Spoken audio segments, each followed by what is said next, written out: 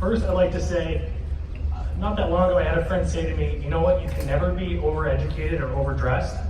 And with a full beard and a polyester gown today, I can say one of those things is true and the other isn't. So you can definitely be overdressed. To the illustrious class of 2019, let me be the third to congratulate you. My friends, have you thought about how you got here today? I mean, sure, you woke up, you had breakfast, you're into these polyester gowns I mentioned, lined up in the procession, but have you had a chance to reflect on the process that created you, a graduate of the School of Business, or some of the sacrifices that you've had to undergo to get here today? Eric Thomas, one of my favorite speakers, has a quote about success. He says, to be successful, you have to be willing at any moment to give up what you are for what you'll become. And you may not realize it, but you as a graduate have had to make those sacrifices. Think of the person who entered class on the first day. Were you nervous? I was. When I entered OC, I was not a good student on paper. I moved out at 17, I barely graduated high school. If you were to poll my high school teachers, zero would have identified me as a future college graduate.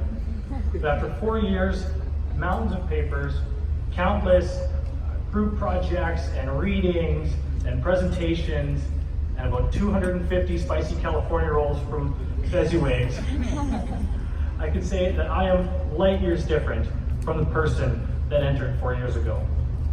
And my story isn't necessarily unique. Our class is full of talented and tenacious people. Today, my friend Iris graduates. She saved for 6 years in Vietnam so she would have the opportunity to come to Canada. And today she graduates fresh off an Adactus first place win.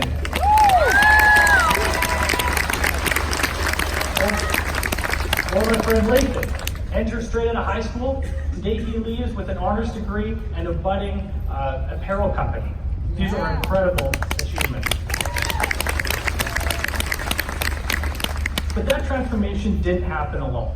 It took the support of our peers, it took the support of our family, and it took the support of our incredibly supportive faculty. This really only sank in when I began to write the acknowledgement section of my honors research report this semester. I started by flipping through some of the old reports, and I noticed that all of the students previous had recognized their peers in their acknowledgement section, and I started to realize that while our grades only say our name, our education is a team effort. Where would we be without the friends who have reviewed our notes and proofread our papers and helped us get home from the corral? Where would we be without our faculty who have welcomed us into their office hours and shared their personal experiences so that we could learn from their experience rather than just a textbook? Or our family, those that have come and welcomed us and come to watch us graduate here today.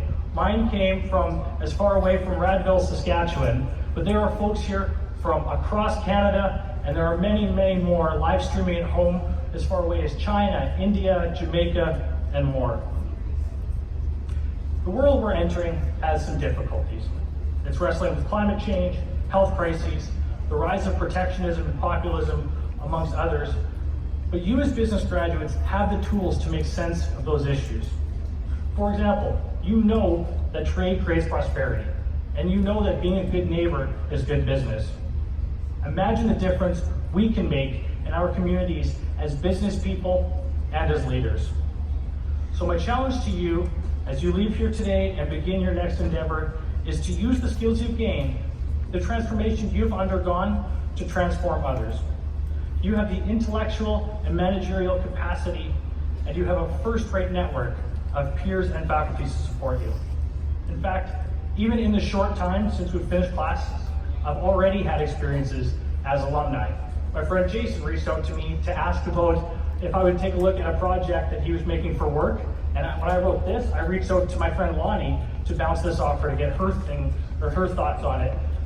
So use those people, lean on them, but most importantly, in whatever is next, push yourself to transform the lives and communities of others.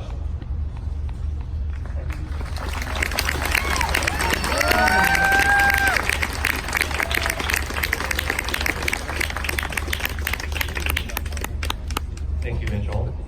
We will now proceed with the presentation